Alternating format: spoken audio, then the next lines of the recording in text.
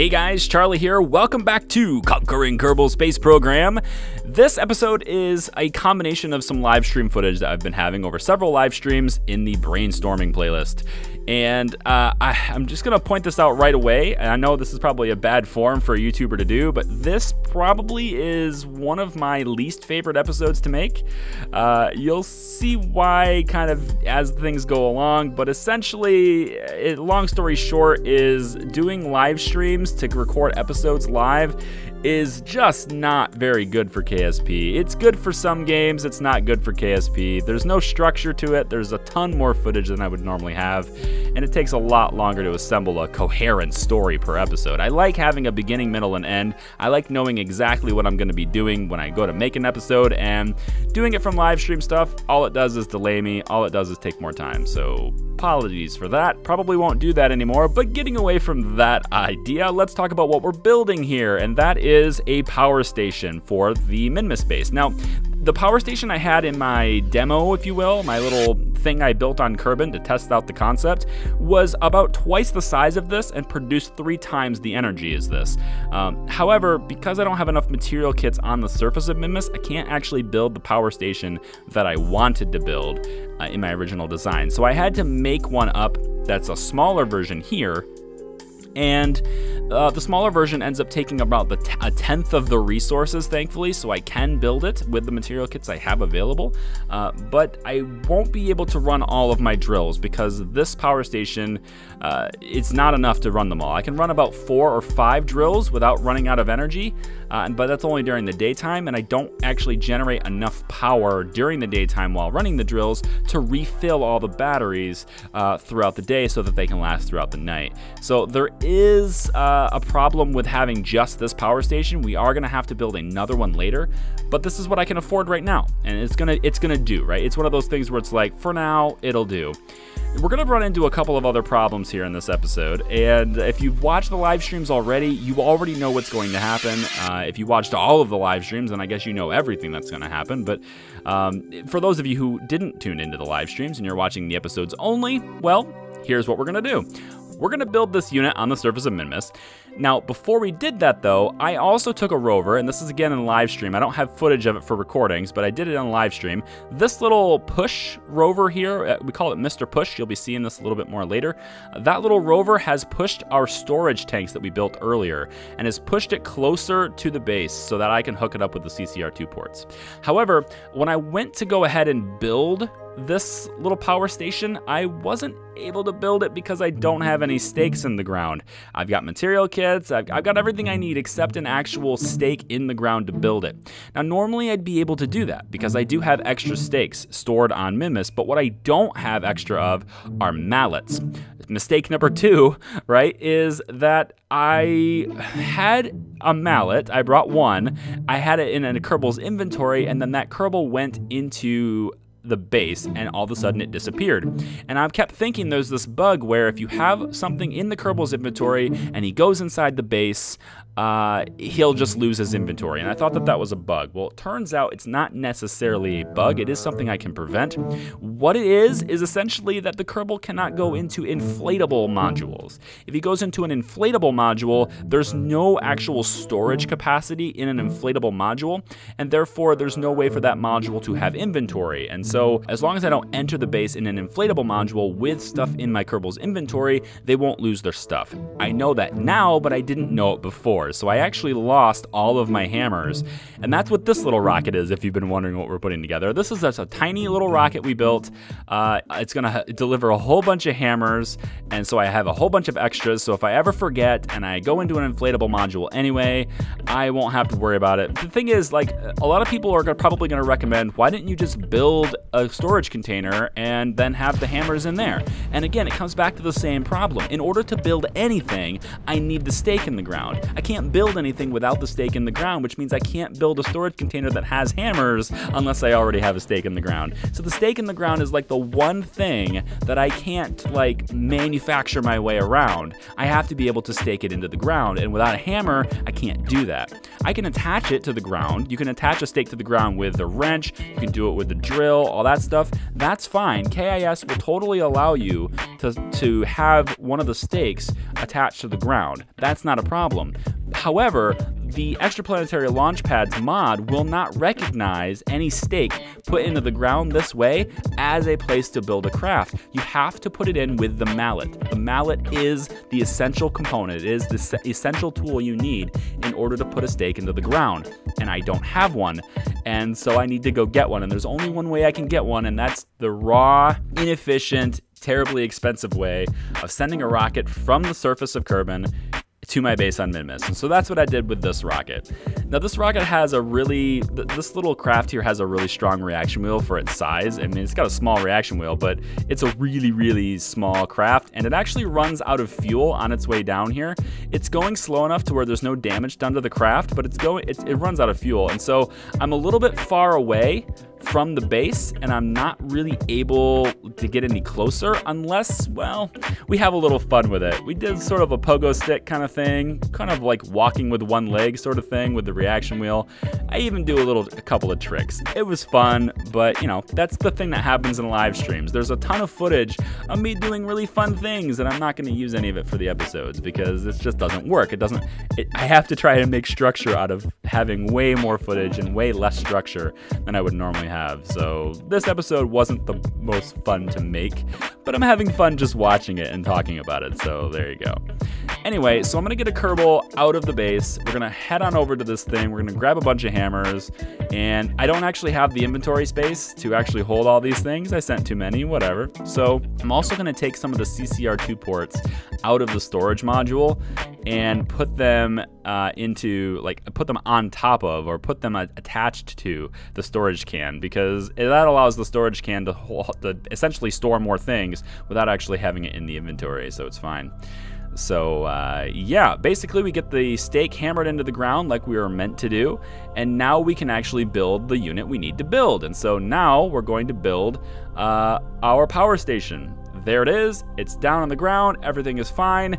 Oh, but except it's on the ground, but I have no way of actually moving it. That's mistake number 3. Yeah, no way to actually move this thing. And so I thought, well, shoot, I didn't really design it properly. So yeah, I'm gonna detach the wheels like this. It's gonna get it on the surface. Everything is fine that way.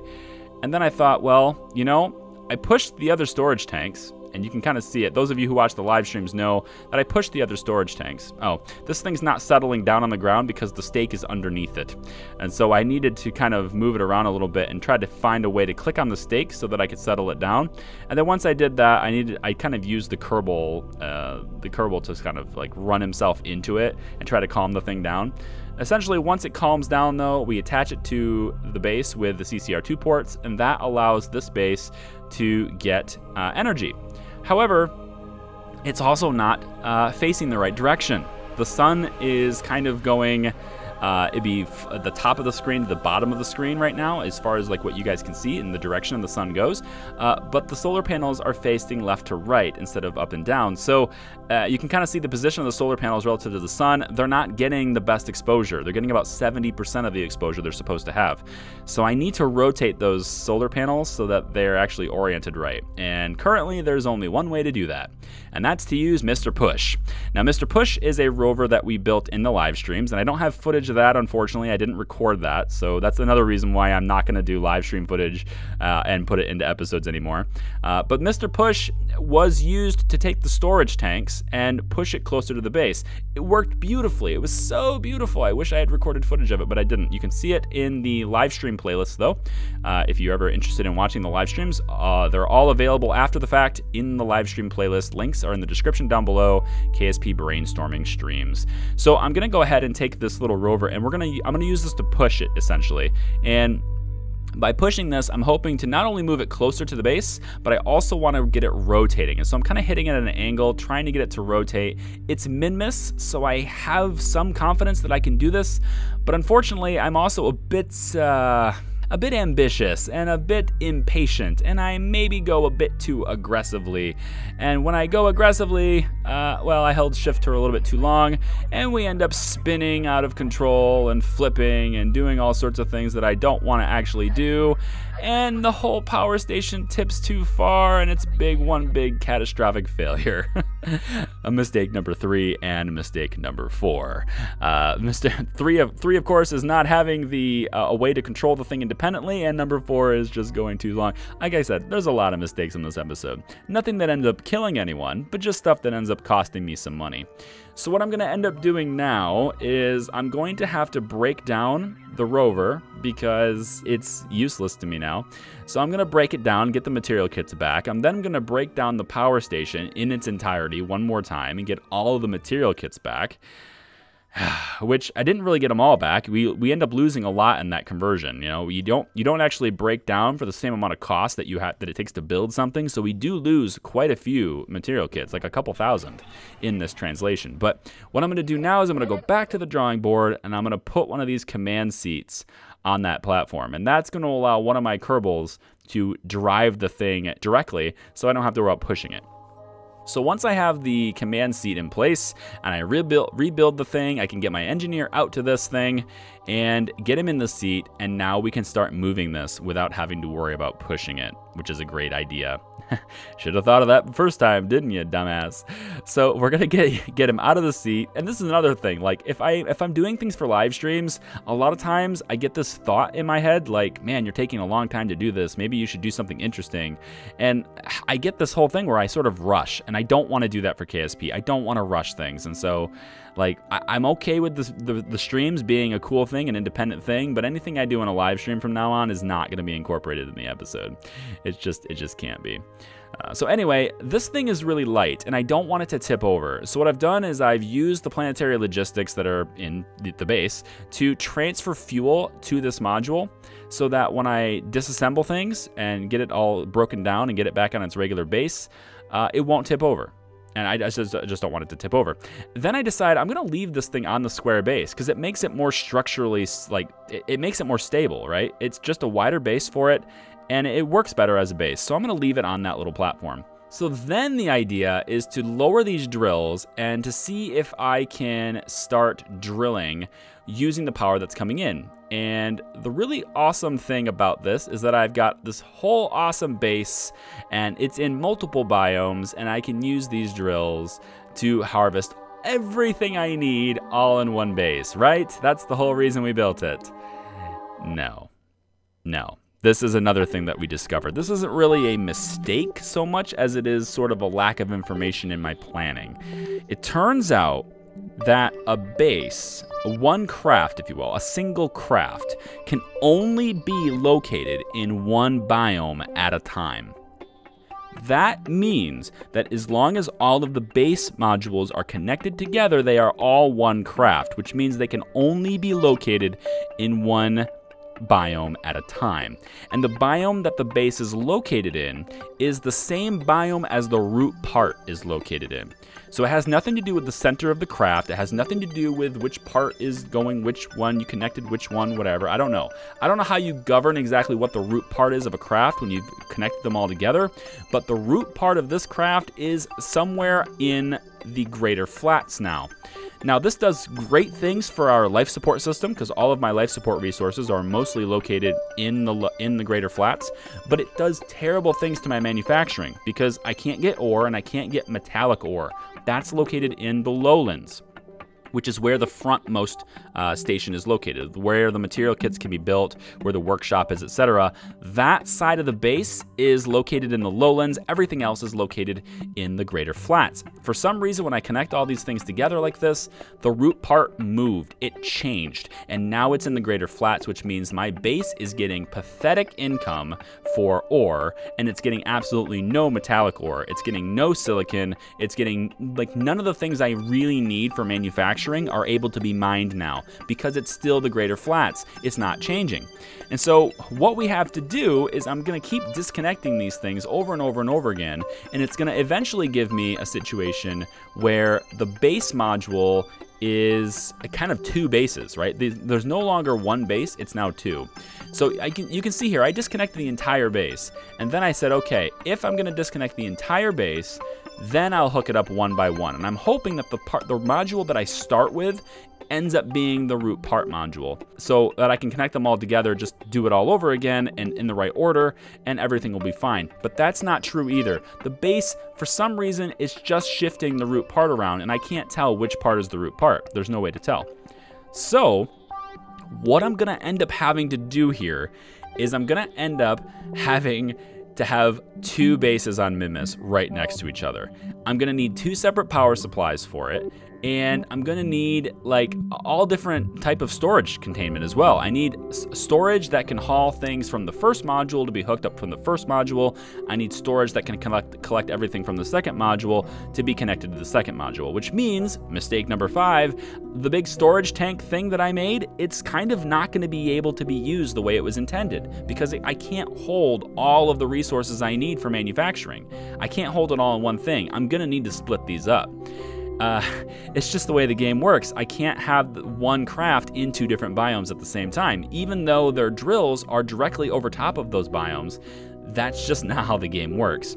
So I'm gonna go ahead and I'm gonna build a new Mr. Push, because now I need to make sure that the root part of that other module is in the right biome. And for whatever reason, the root part has shifted on that logistics module, the very first one where the workshop is located, the one at the front of the base.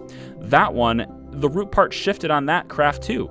And it's still, that one is now sitting in the greater flats because the root part of that vessel is in the greater flats. I need to move that logistics module. There's no wheels on it. There's no way to control it. The only way to move that module is to push it. So we build another Mr. Push. We're gonna go back, we're gonna fill it up with fuel using the planetary logistics, and then I'm gonna have to drive that thing into position and push this base around. First, I have to connect the logistics module to the rest of the base so that I can like use logistics with it. Then it's time to just kind of maneuver this thing in here. I'm gonna have to collapse both of these solar panels. It's a big hassle. It was a lot of fun. To do it live was a lot of fun. But if you look at it in hindsight, like how much time was put into something that made virtually no progress, it's a big hassle, and it's something that I'm totally learning from, right? Remember, this is not like a mission that I've done before. This base building stuff, I understand the concepts, I understand how things work, but there are still certain things, apparently very important things, that I don't understand fully. There are a lot of things that I'm not completely up to date on, and I'm learning as I go.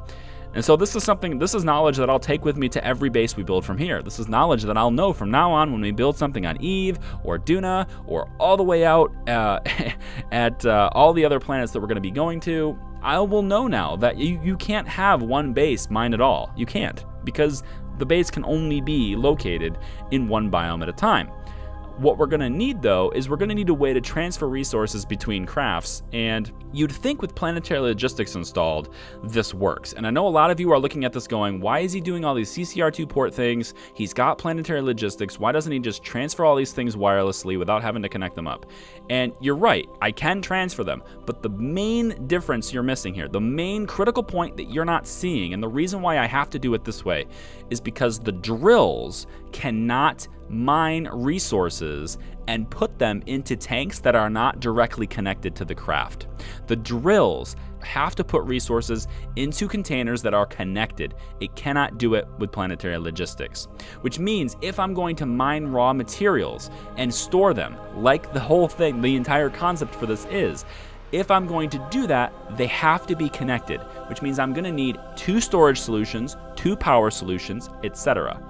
I might be able to get away with power, Power is something that I don't fully understand and how to move it wirelessly, how to move it without being connected. I've had a couple of comments mention something about it, and I am going to look into it. So if you have information about that, feel free to leave it in the comments. I will totally read it. But I am planning to look into power distribution on a wireless basis, right? Because I know that that's something you can do. Whether or not I can do it from 2 different crafts to the same power module, I don't know about that. I don't know whether I still need 2 different power modules. What I do know is that the frame rates are much better when I have multiple crafts. If I'm going to have 2, 3, 4 crafts, I said that backwards. The frame rates are much better when the whole thing is one craft as opposed to having a whole bunch of crafts. So I don't know how this entire change in plan is going to affect our performance, but that's kind of the least of my problems right now, because right now the problem is, how do I get everything hooked up so that it's in the right biome? And right now, after pushing this logistics module just a little bit further in this direction, I finally have the front part of this connected and in the lowlands. The front part of this is now in the lowlands. I can drop these drills, and because they're connected to the storage and the power, they will run and they will do their thing.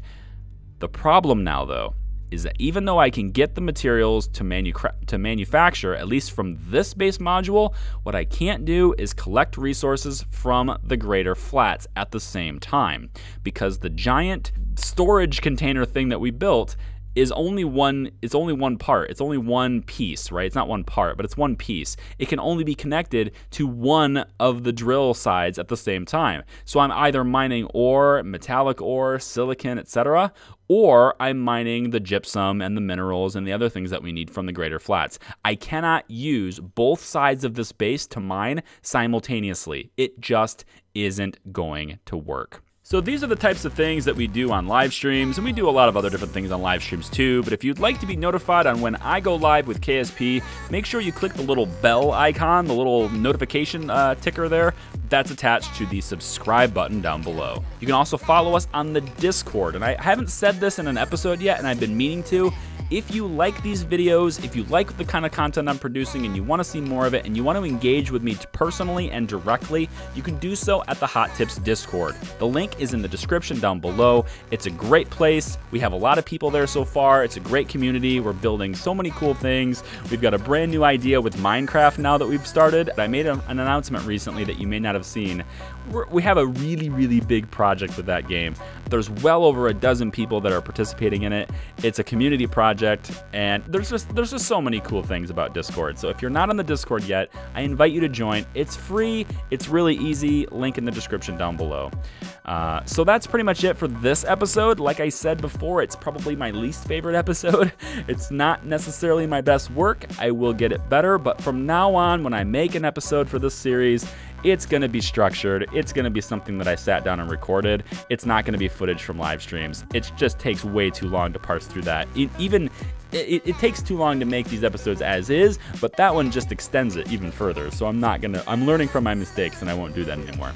Thank you so much for watching, guys. I really appreciate all the support. Thumbs up if you like the video. Subscribe if you're not already. And if you don't like the video, feel free to give it a thumbs down as well. I probably deserve it. Thanks for watching. I will see you guys next time. Bye.